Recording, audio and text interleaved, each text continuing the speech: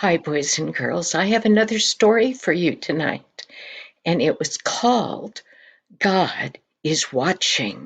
On December 7, 1941, our world changed. The Japanese Imperial Army bombed Pearl Harbor and immediately sent the United States into war.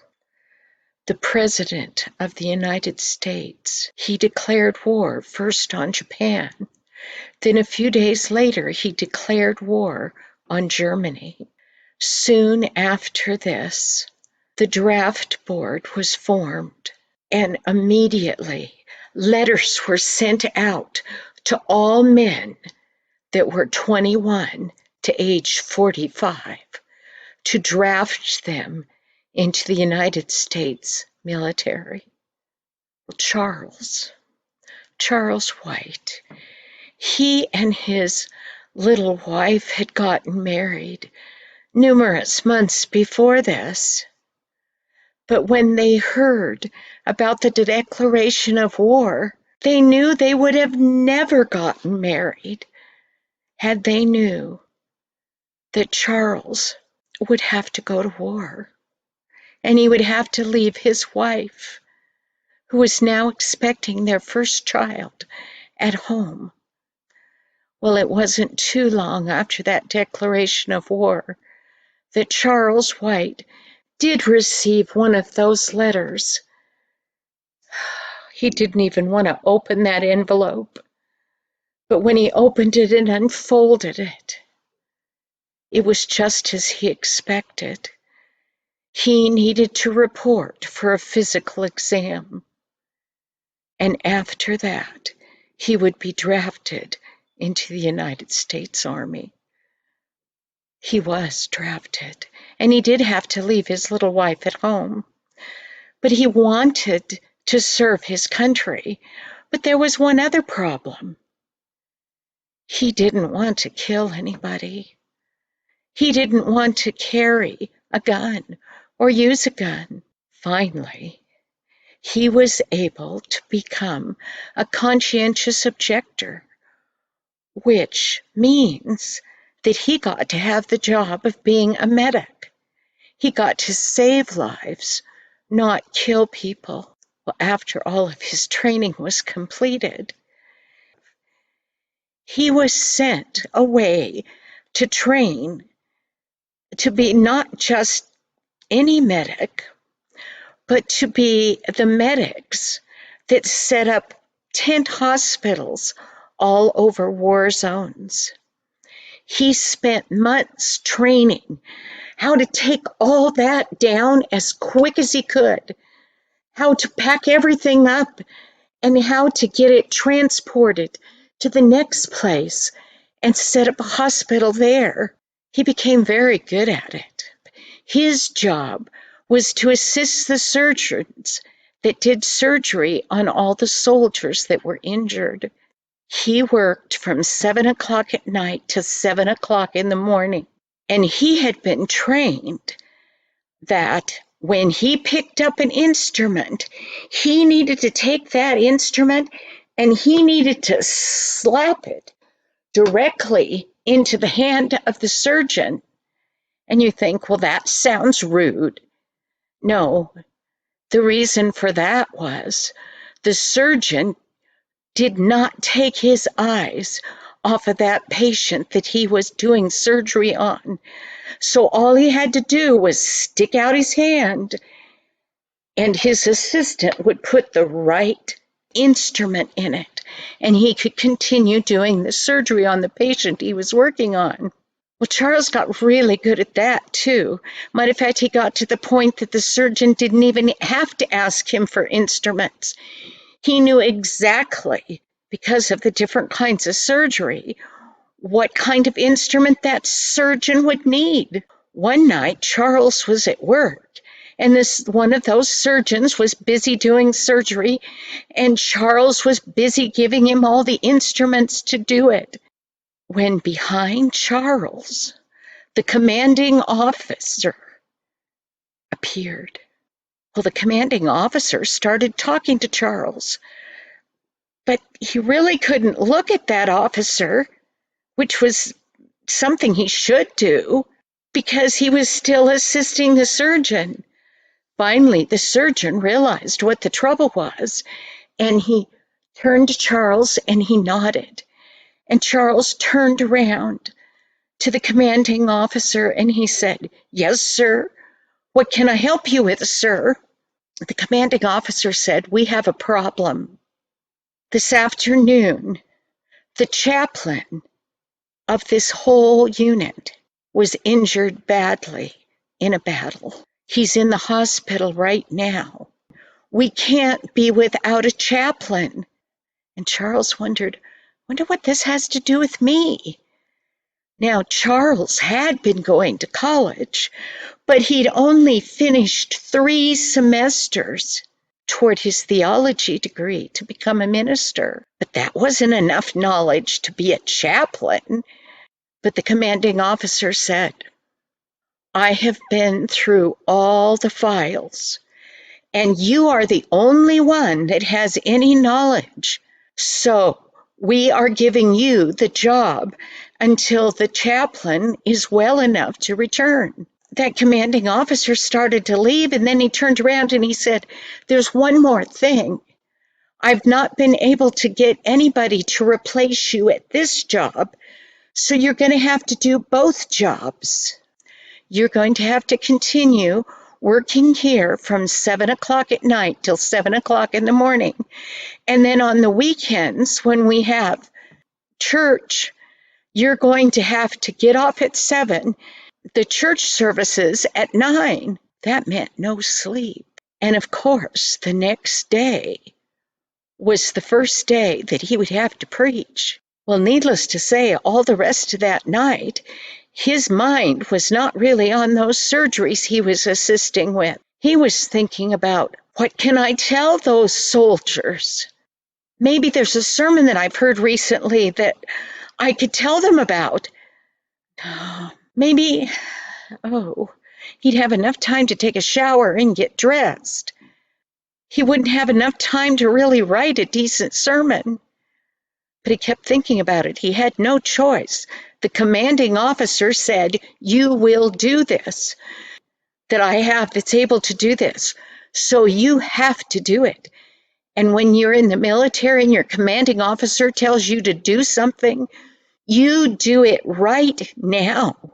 So the next morning, he got dressed in his uniform and he went to, quote, preach to those soldiers. And when he looked at the schedule, he was shocked. He didn't have to do just one sermon. He had to do 5 sermons. All he could do was pray to God. Tell me what to tell these guys. You know that they're in a bad place because all around them, those soldiers were fighting battles every single day. And hundreds of them were dying every day. Well, he started to preach his sermon. He thought, I can't go wrong talking about Jesus. And he had just started to preach when that commanding officer came in and sat himself down right on that front row. He decided he wouldn't watch him. He talked to all those soldier boys, and he told him about the goodness of God and how he listened to them. 5 sermons later, he had a short period of time to get another shower and get dressed to go do surgery all night. Well, this went on for several weeks. He was exhausted. But the commanding officer came to him, and "I'm sorry," he said. "I know this is really bad for you, but the chaplain died. I need you to take over the whole chaplain program. I've gotten somebody else to work in the surgery. I need you to take over the whole, everything that he would do, you will do. And by the way, one of the jobs of the chaplain is every night you will go out and go behind enemy lines and go from place to place to each little group of soldiers, wherever they may be, and give them comfort. And chaplains for the army had to offer communion to the soldiers. Plus, they might bring them food or candy or Bibles or other things that they might need. This was going to be a bigger job than he thought it was going to be. Not only would he have to give sermons, he needed to go out and be the comfort to all those soldiers who were facing death. He was given a driver.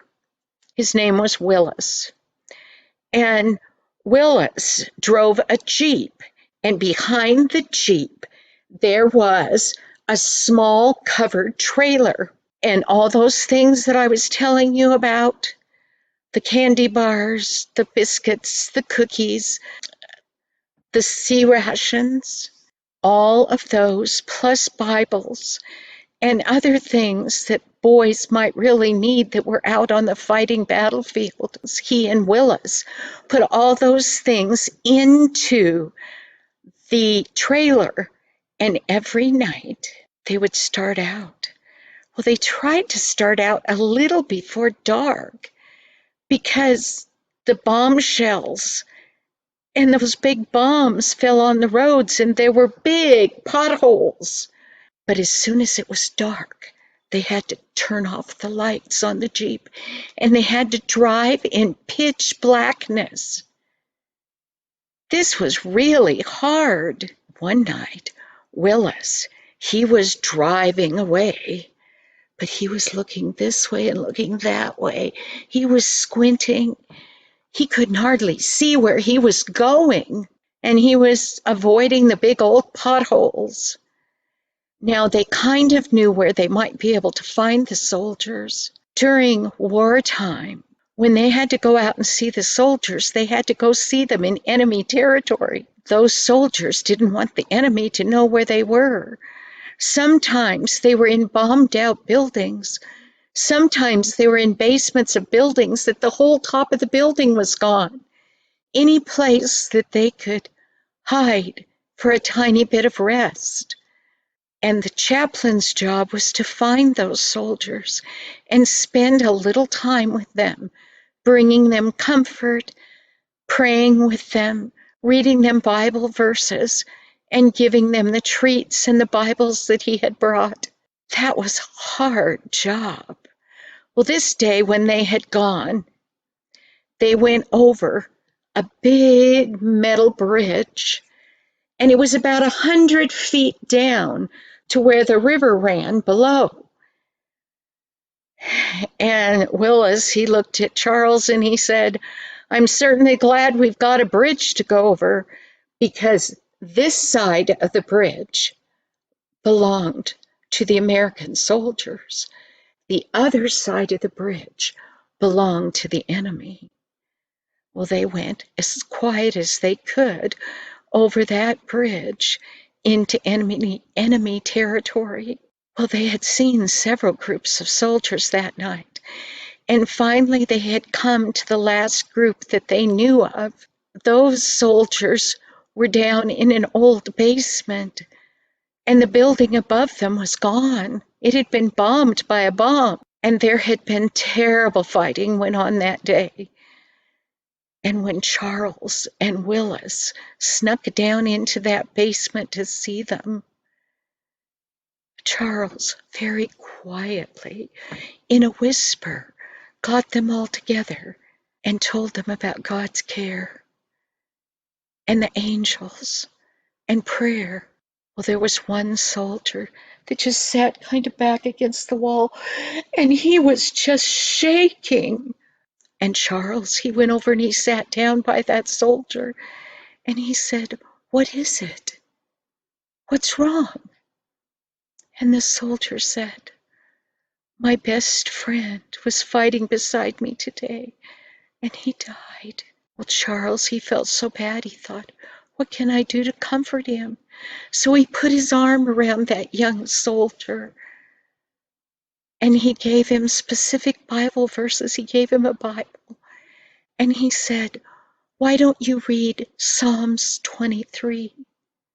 That chapter talks about, even though you walk through the valley of the shadow of death, God will be with you. And then he told him, read Psalms 91. People call that the soldier's psalm. And boys and girls, you should read that chapter. It tells about God protecting soldiers.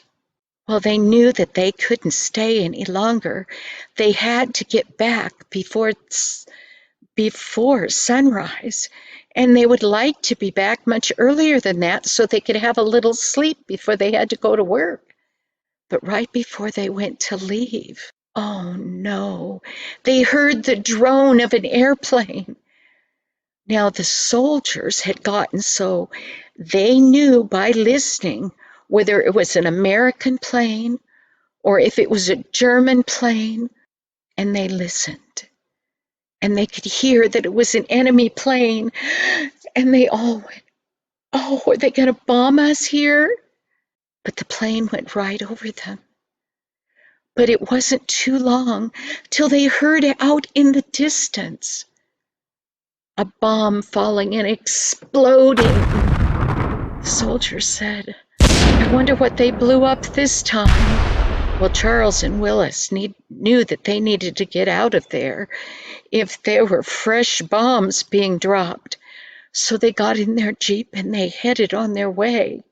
They had gone quite a ways, and Willis had been looking in that dark. He couldn't hardly see, and the road was really bad now. And all of a sudden, Charles, in his head, heard someone go, stop! Charles, he looked at Willis, and Willis was still intently driving. He could tell that Willis hadn't heard anything, and he sat there and he thought about that. Stop. Why am I hearing the word stop? And then it came again. Stop. Well, I think I would have stopped immediately, but who knows? The third time that voice came inside of Charles' head and it said, stop. And Charles, he turned to Willis and he went, stop. He said it in a whisper.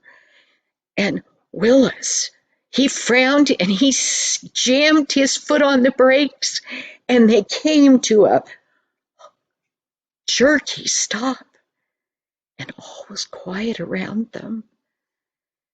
Willis looked around. He was afraid now, and Charles said, I'm gonna get out and look. So he got out the door of the Jeep, but he didn't feel like standing up and walking around. What if somebody saw him?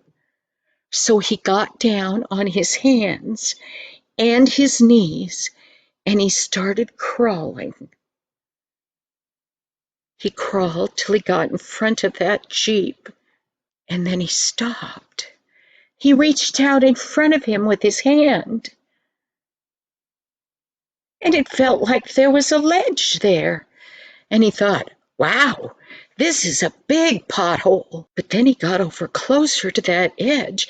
He thought, well, he would see how deep it was. You know, if they needed to drive around or what. So he reached down, he put both arms out, and he reached out and he felt the edge of that. And he kept feeling and it kept going and going. He thought, okay, it's big, whatever it is. Then he got real close to the edge, and it was a cloudy night. And you know how the black clouds cover the moon at night? And it was windy, so the clouds were moving. And he stuck both of his arms down over that edge, and he swung his arms out. As far as he could feel, there was nothing. When he pushed down, there was nothing. When he put his arms clear out, there was nothing. And then Willis came crawling on his hands and knees up behind Charles, and he said, what is it? I don't know. I thought it was a pothole, but there seems to be no bottom to it. So Willis, he got over close to the edge, and he felt over that edge. He couldn't feel anything either. Then the wind blew the black cloud that was over the moon. It moved that cloud over, and here was that big round moon. And the light from that moon shone down through those clouds, and Charles and Willis could see down, down, down, 100 feet down was the remains of that big bridge they had driven over earlier in the day. It had been bombed. They could see the moonlight on the running river down below. Whoa! If they hadn't stopped, Willis turned to Charles. He went, "If you hadn't told me to stop, I would have driven right off the edge into that." Well, now they were in a pickle. They were on enemy ground. The other side of the river belonged to the American soldiers, not this side. What were they going to do? Well, Charles, he had a little pen light. He didn't use it real often because he didn't want any of the enemy soldiers to see him. But he kind of looked around. He couldn't see any way to get down. He said, "We're going to have to walk down the edge of this till we find a place to get down to the river." Willis said, "We can't leave the Jeep for the enemy soldiers." So they opened the hood of the Jeep, and Willis, he stuck his head under there, and he pulled out the cables that go to the spark plugs, and he threw them down in that ravine. And he pulled out the spark plugs and he gave them a throw. And he took off the distributor cap and he threw that away. Everything that he could get off quickly that would make that Jeep not run, he threw away. Then they started out in the dark. The only light they had was that little pin light. And Charles didn't want to run it because he thought they might really need it sometime. They had put on their coats because it was cold now, and they filled their pockets with biscuits, cookies, candy bars, and they didn't have very big pockets, but a little bit of those rations and a couple Bibles. And they set off. It was so dark that it wasn't too long before Willis tripped over the root of a tree and sprained his ankle. They kept going. And Charles said, "This is no good. We can't wander around out here in the darkness. We'll run directly into enemy soldiers, and we could be made prisoners of war." Willis had said to Charles earlier, when they had stopped for that, what they thought was a pothole, Willis, when they found that it was the bridge that was gone, he had said to Charles, "Have you been praying?" And Charles said, "Oh, yes. Every time we go out, I pray that we'll get back safe." God had to have told me to stop because we couldn't see that. And then when they were down the path, Willis said, "Are you praying?" And Charles said, "Yes, I'm praying. I'm praying that God will lead us to some place to stay till the sunrise comes and we can get out of here." Well, they continued on in the dark, and those clouds, the moon was coming in and out from behind those clouds, and ahead of them, they saw a big old barn. And Charles went, "We can sleep in the barn, maybe." So they quietly went up to that barn, and they pulled open the door, and they peeked inside, and they listened. They didn't hear anybody and they didn't see anybody. When they got inside, when Charles knew that there was nobody there, he got out his little penknife light and he looked all around. And he saw a ladder that went up to a hayloft. Now, this hayloft wasn't full of big round bales or even little square bales. It was full of big mounds of hay. Charles said, "This is great. Come on, let's go up there." So they went up into the hayloft, and they started digging under those big mounds of hay. And both men crawled in there, and from the outside, I'm sure it looked like nobody was there. Well, they went to sleep, and Charles had been asleep for quite a while, and he was dreaming about his wife. And all of a sudden, it was like in his dream, he was hearing other voices, and he suddenly woke up, and he realized that the voices were talking in German, and they were right downstairs on the floor of that barn. Charles went to Willis. Willis shook his head. He understood, and they could hear those German soldiers down there. Those soldiers had guns with bayonets on them, which is like a big sword-like thing on the end of their gun. Those guys, they ate some supper. Charles and Willis, they could smell the food that they were cooking, and it reminded them that they were hungry. They knew that they didn't dare try to get out of there now. So they just laid very quietly, and they thought that maybe when those soldiers got done eating, they'd leave, but they didn't. They rolled over on the floor of that barn, and pretty soon Charles could hear them snoring away. So all they could do was stay up under their hay. When morning came, they heard those soldiers get up and leave. Now we can go. We can go find the American camp. But when they started to come down the stairs, they heard more voices, but these were women's voices. There was nothing they could do. They climbed back up that stairs and got back under that hay, and they waited, because a whole group of ladies all came into that barn door, and they started out at the corner of the barn. They got hoes and rakes and shovels. They were going to go out and work in the fields. So it wasn't too terribly long that they got their tools and they left and they went out to the field. It wasn't early in the day. And they thought, we can go now, right? They could see that those ladies were gone. And so they came down that ladder again.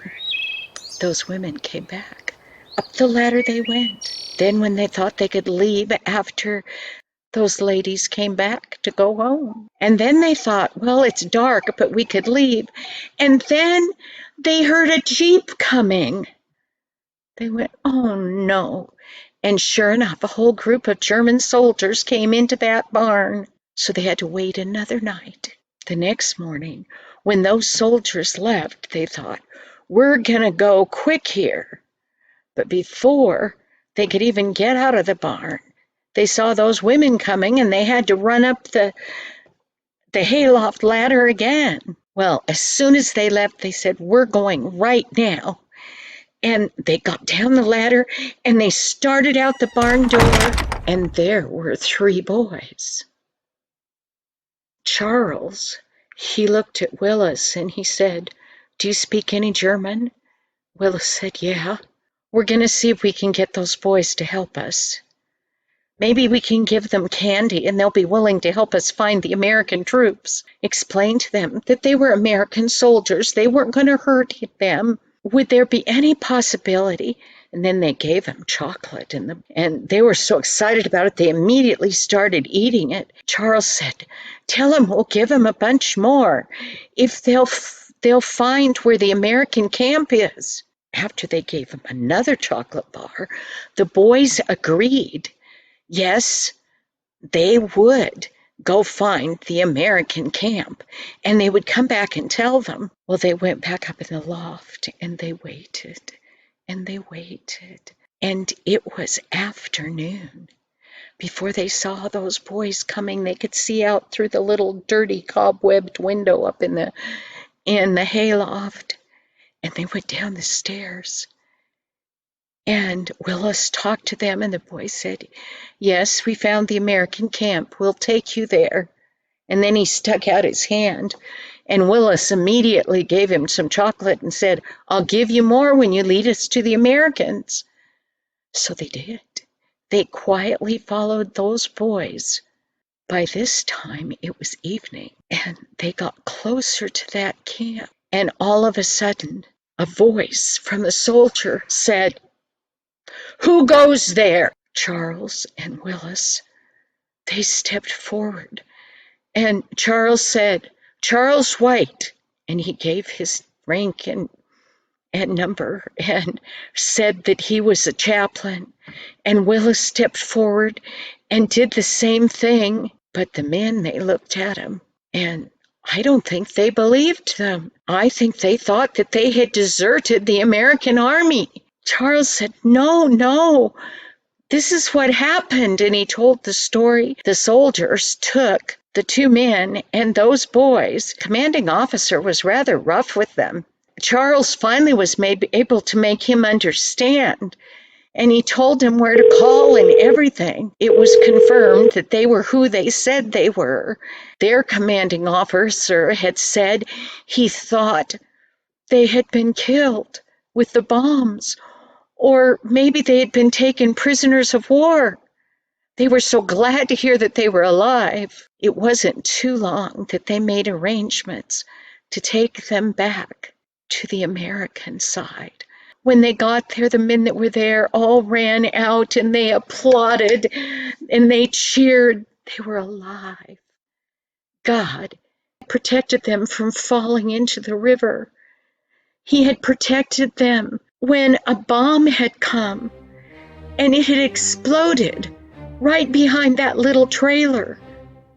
The trailer, you could say the trailer protected them because they were still sitting in the Jeep just fine, but the trailer was a shambles. God had protected them when they were telling the boys about Jesus, and God will take care of you. Thank you. Goodbye. I'll see you next week.